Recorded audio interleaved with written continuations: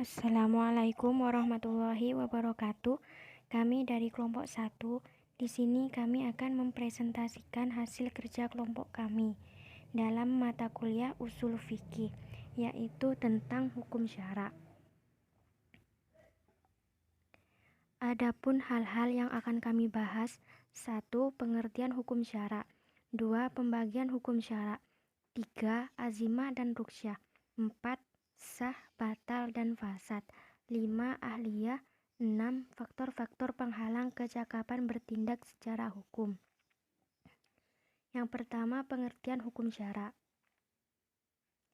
Secara etimologi kata, al-hukmu mengandung arti al-man'u atau asy-syar'i, yakni mencegah dan memelihara.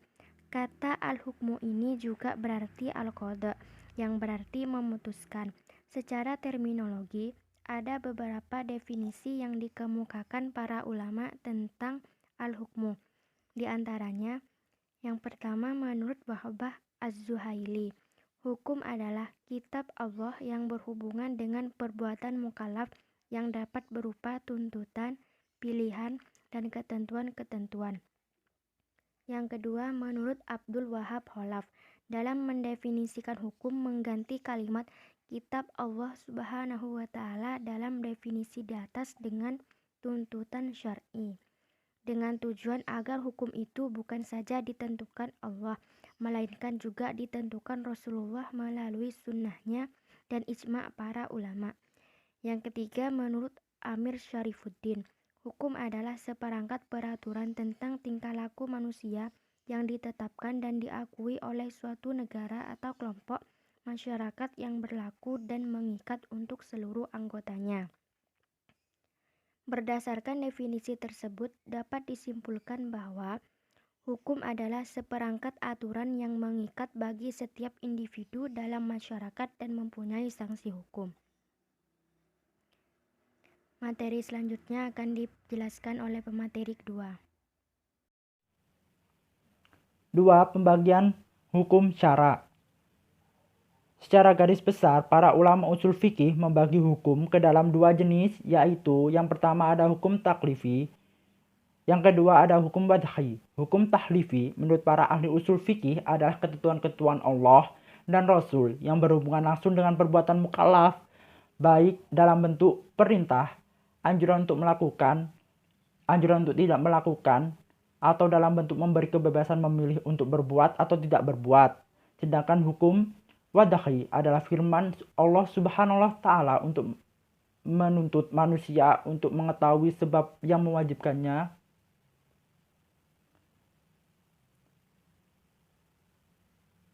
syarat yang mesti dipenuhi, dan penghalang-penghalang untuk melakukan hukum taklifi. Hukum wadhi dibagi menjadi 3 sebab, yakni ada sabab, syarat, dan mani. Untuk pengertian sabab menurut bahasa berarti suatu yang bisa menyampaikan kepada seseorang sesuatu yang lain. Menurut istilah, sabab ialah suatu yang dijadikan oleh syariat sebagai tanda bagi adanya hukum dan tidak adanya sebab sebagai tanda bagi tidak adanya hukum. Contoh seperti adanya waktu sholat menjadi sebab adanya kewajiban kita untuk melaksanakan sholat. Sedangkan syara menurut bahasa ialah suatu yang menghendaki adanya sesuatu yang lain atau sebagai tanda. Syarat menurut istilah adalah sesuatu yang tergantung kepada adanya sesuatu yang lain dan berada dari luar dari hakikat sesuatu itu. Misalnya ada wudhu sebagai syarat syahnya kita dalam melaksanakan sholat 5 waktu maupun sholat sunnah. Yang ketiga ada kata mani, secara etimologi berarti penghalang dari sesuatu. Secara terminologi, mani adalah sesuatu yang diterapkan oleh syariat sebagai penghalang bagi adanya hukum atau penghalang bagi berfungsinya suatu sebab. Misalnya, kurangnya jumlah nisab menjadi penghalang wajibnya zakat. Hutang merupakan mani sekaligus yang merintangi pelaksanaan pembayaran zakat. Untuk selanjutnya akan dijelaskan oleh saudari pemateri selanjutnya. Selanjutnya yaitu materi ketiga, yaitu azimah dan rukhsah. Menurut Al-Ghazali, Al-Midi, Muhibbuwah Ibnu Abdul Syakur, dan Al-Syatibi bahwa azimah dan rukhsah adalah termasuk ke dalam hukum wad'i, karena pada dasarnya seluruh hukum itu bersifat azimah, dan status ini tidak berubah menjadi rukhsah, kecuali ada penyebab seperti dalam keadaan darurat untuk membolehkan melakukan sesuatu yang diharamkan. Ada uzur yang menyebabkan keinginan dalam meninggalkan yang wajib.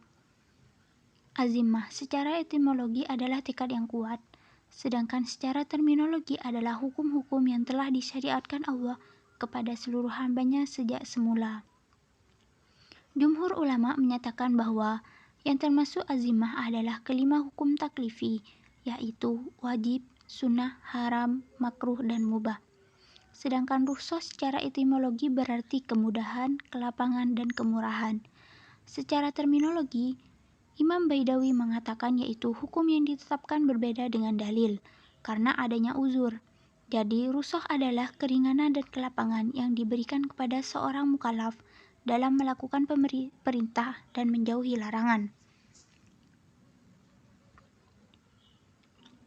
Selanjutnya yaitu materi keempat, sah, batal, dan fasad. Pengertian sah, batal, dan fasad. Perkataan sah berasal dari bahasa Arab yang berarti terlepas dari penyakit dan kekurangan. Batal berasal dari kalimat Arab yang berarti keciciran dan kerugian. Menurut Syekh Mustafa Ahmad Sarqo, kalimat batilan di dalam Al-Quran secara hukum mempunyai pengertian mutlak keagamaan dengan maksud perlakuan-perlakuan baik yang tidak menghasilkan pahala di akhirat kelak. Fasad adalah kecacatan pada akad yang menyebabkan menyalahi peraturan syara. Kesalahan itu terjadi pada salah satu cabang konglometernya saja. Adapun penyebab dari fasad ada 4, yaitu adanya ketidaktahuan, gharar atau penipuan, paksaan, dan syarat yang dilarang dan dapat merusak akad. Selanjutnya, materi kelima akan dilanjutkan oleh pemateri berikutnya. Yang kelima, ahliyah. Ahliyah adalah bentuk kata nisbah dari bahasa Arab yang berasal dari kata ahlun yang berarti kerabat atau keluarga. Kepemilikan untuk suatu benda dan hak untuk suatu yang abstrak. Kata ahliyah sendiri diartikan dengan kepantasan atau kelayakan. Adapun menurut istilah, terdapat beberapa definisi yang dipaparkan oleh para ahli usul, di antaranya Abu Zahroh mendefinisikan ahliyah adalah kepatutan seseorang untuk menerima kewajiban dan melaksanakannya. Ahliyah dibagi menjadi 2, yaitu ahliyatul wujub dan ahliyatul ada. Ahliyatul wujub adalah sifat kecakapan seseorang untuk menerima hak-hak yang menjadi haknya dan melakukan kewajiban atas kewajiban yang ditetapkan padanya dalam pandangan ulama. Yang kedua, ahliyatul ada adalah sikap kecakapan bertindak hukum bagi seseorang yang telah dianggap sempurna untuk bertanggung jawab seluruh perbuatannya, baik yang positif maupun yang negatif. Yang keenam, faktor-faktor penghalang kecakapan bertindak secara hukum. Faktor yang dapat menghalangi kecakapan bertindak secara hukum biasanya berasal dari dalam dirinya sendiri, dan ada pula yang berasal dari luar dirinya. Faktor-faktor penghalang ini disebut dengan istilah awarid al-ahliyah atau penghalang taklif. Adapun faktor-faktor penghalang taklif tersebut dapat dibagi menjadi 2, yaitu al-awarid al-samawiyah dan al-awarid al-muhtasabah.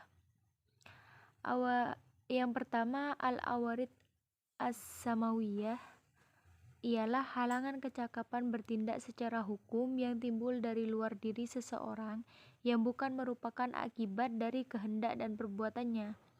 Yang kedua, al-awarid al-muktasabah, yaitu halangan kecakapan bertindak secara hukum yang timbul dari dalam diri seseorang, baik karena akibat perbuatannya ataupun karena adanya kehendak dalam dirinya yang membuat terhalang.